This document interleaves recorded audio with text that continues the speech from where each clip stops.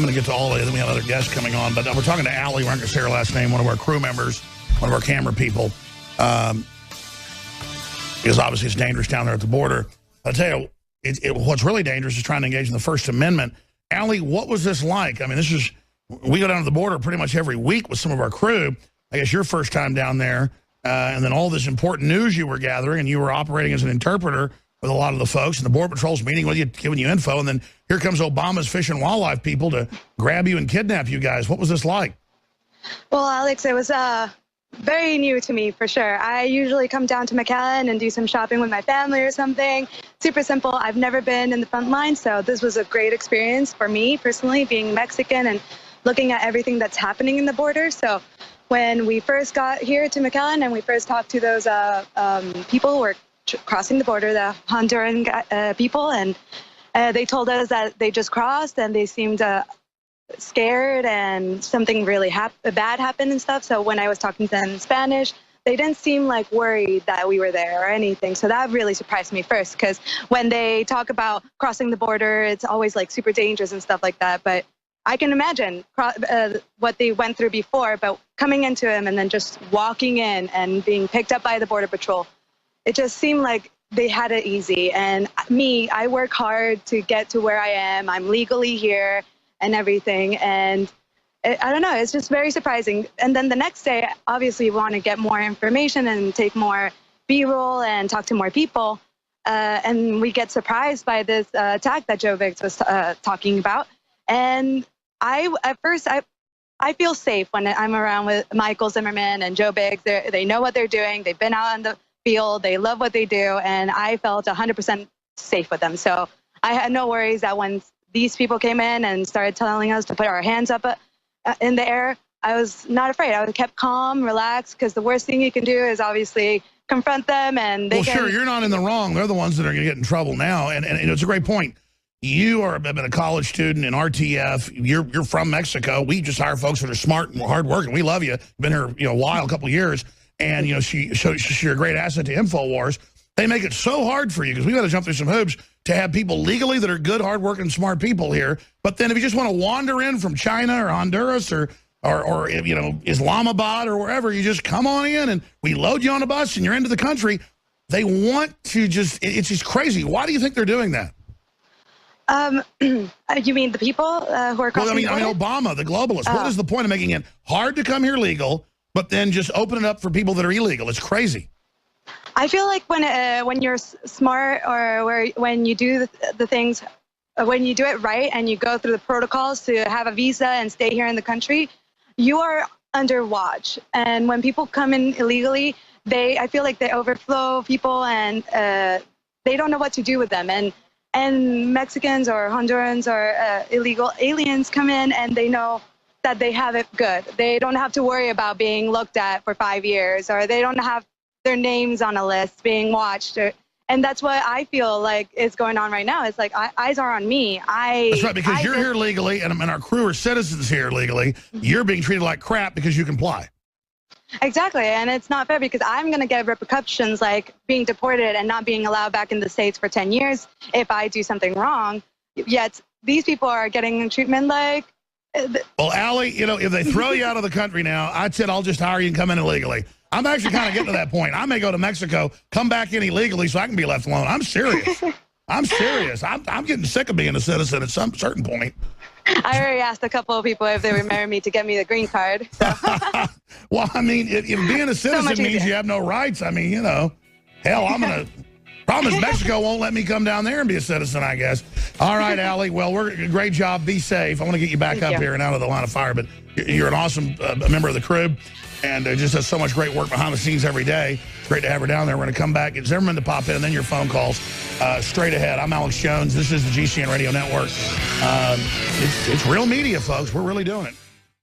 Now, I've kind of been obsessed with the open border and the persecution of the press and the government being above the law and picking and choosing what it wants to do. But that's thematic of everything we're facing with Hillary and all the rest of it. Joel Gilbert's coming on. We're going to look at all these Islamic connections and him going to mosque and being in Islamic schools. It's finally breaking in the news today, dealing with Obama and the Islamification of the West. But There's a new story by Kit Daniels up on Infowars.com. Hillary faces perjury, criminal probe.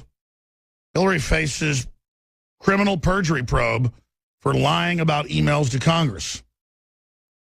And that's a big deal. We'll be talking some about that. I want to go to some of your phone calls for folks that have been holding about our reporters getting arrested, charged with trespassing for just being by the border, showing illegals coming across. The feds have some random sign somewhere saying federal land. So just, citizens can't be there, only illegals. And then we looked into the area. It's all just made up. It's all just ridiculous. But it's all part of this imperious system that we're dealing with. But separate from all this, in the economy and so many other areas, the whole world is just shaking right now.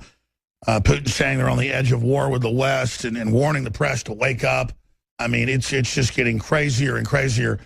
Michael Zimmerman, I'm going to let you get out of here. We're going to take some phone calls here. You can ride shotgun with us. But overall, what was this experience like for you, recapping things with all these bizarre Keystone cops coming and, arresting you because you were...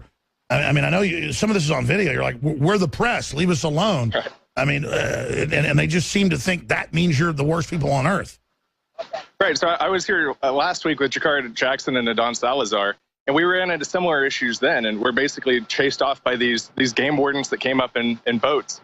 And we've got footage of that. So they came up in boats and, walked up on the land to where we were. And they're asking, what are you doing here? And we said, well, we're journalists. And, Border Patrol suggested this is an area for us to come to our story and to cover. So these guys detained us last week for about only 10, 15 minutes until they could confirm that we were allowed to be in this area. And they said, oh, this is a refuge and, you can't be here. But like you were saying, you look at Google Maps, you look at, any of these other maps. No, they just cook it up. They got to have fences and signs. Well, the one website, after about 20, 30 minutes of looking online, if you go deep into the U.S. Fish and Wildlife website and, turn on the right little filter on the map, you can see that they've defined this area as a wildlife refuge, but there's no signs there. There's nothing. And Obama has defined that he can just open the borders up because he's God.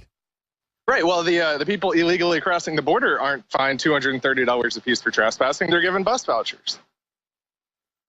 So it definitely seems unfair for press to be fined for being there. So they ran all of our IDs, and my name came up because they ran our IDs last week. And they said, Mr. Zimmerman, you were here a week ago. You were told that this is an area you can't go to. And that's why we spoke to state police yesterday to confirm that. And they said you could be there. Absolutely, yeah. We've got that on tape. That'll be in our report.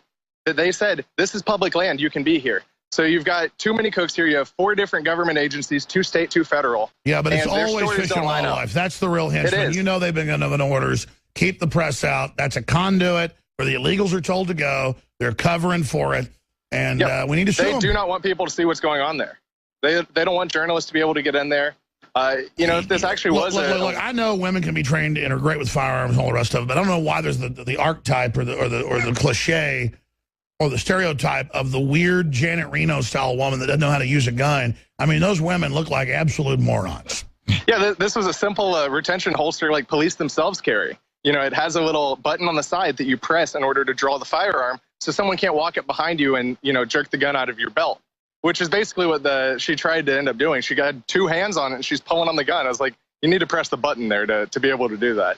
So, yeah, these people just have no clue. They are morons that'll follow the rules. Well, the Border Patrol overall are doing a great job and have been giving us great tips. And absolutely. I know that you got messed with by some of them and by some state police. That got all mixed together with this. But this was the Fish and Wildlife idiots, so I apologize. Yeah, it's feds. Some of my freak outs the first hour. But now it's directed at these people. So, I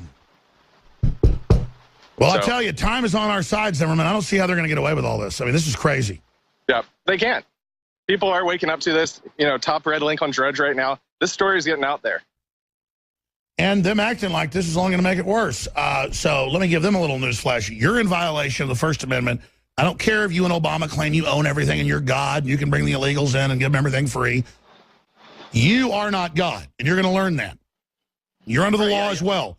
Yesterday, they suppressed our First and Second Amendment rights, freedom of the press, and, they took our firearms and demanded money in order to give it back. And he made it sound like, oh, I'm doing you a favor. I'll make it convenient for you. We can drive up the road to where you get cell signal again. You can pay your $690 in fines, and I'll give you your guns back right now. Otherwise, they're going to be going to a federal armory and getting locked up there until you pay your fine. Then you can go claim it. So it was in order to get us to not fight this in court and drag this out months and have our firearms. Sure, they wanted to make it look like you agree that you were trespassing. You can't do that. You got to appeal it. You didn't understand it. We got to sue them. And by the way, we sued with doing one in I think that was in Cleveland last time. So whatever. I mean, I don't want to have to do it, but we've got to stand up for you guys. So let's do the research. Let's get the lawyers and let's file the lawsuits with these goons. That's what they want. It's what they get. We're not looking for trouble, but they're looking for it. They came to the right place. Michael, let's take some calls. Dennis in Texas, you held over real quick. You were getting into what it was like working for decades under Sharia law in the Middle East and what we see here with the Islamification. Well, I've got a quick headline for you. Feds use color of law to muzzle press. Yeah, feds arrest press. I mean, it's the headline Drudge has. You know, feds arrest press to stop them reporting on open border. Yep, they're using the color of law against you. And this is the fourth estate. This is what is supposed to ensure that we have a responsive government, a government that is for the people, that actually enhances our freedoms, a government that cannot work in the shadows. These people want to work in the shadows. You guys have done a great job highlighting what's going on down in the border, but you actually need help. And in this, you're doing the tactical things, but there needs to be a strategic thing done. Unfortunately, most people in the United States do not understand that Muslims are not. There are only two types of Muslims. There are radical Muslims, and there are more radical Muslims. Okay, there are no moderate Muslims. You can what we should do is get a conference of churches and Muslim leaders together and hold a big prayer meeting to pray for peace and pray against terrorism. You will find that the Muslims will not pray with a Christian. It isn't going to happen. Well, I know this: the Muslims that aren't radical are the heretics. They're the ones that are off the reservation. And the more radical ones bully all the others into submission. And I just find it very offensive to have Muslim teaching in the public schools to accept Islam. That's in the news today. Muslim camps at the schools. And they have a woman come in with earrings and her face out telling us how great Islam is to sell it to the dumb leftists. I mean, it is total Trojan horse BS. And I'm sick of it. Thank you, Dennis, for your points. Let's go ahead. And I'll tell you, as everyone will go back to calls, a reporter on the border, they don't want you catching the Islamics coming across because we've got their reports. I'm not talking about the Border Patrol. I'm talking about Obama.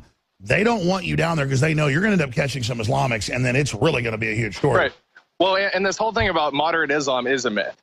You know, they say only 5% of Muslims are radical. But if you look at, the surveys and, research out there, they ask questions to these people like, do you think gays should be thrown off buildings? Or do you think Sharia law should be the law in the 25% say they should kill everybody. I mean, this is crazy. It's huge. It's like 60, 70%, 25% when we went to Paris. 25% of Muslims in Paris support. And whole ISIS. Areas, they would run you out. They just wouldn't give you service. Just get out of here.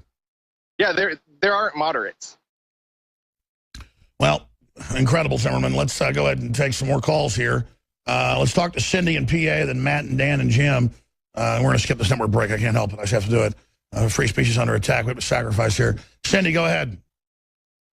Yeah, hi, Alex. This really is turning into helter-skelter here. People may not understand Muslims, so I think more attention needs to be drawn on the contagious disease factor.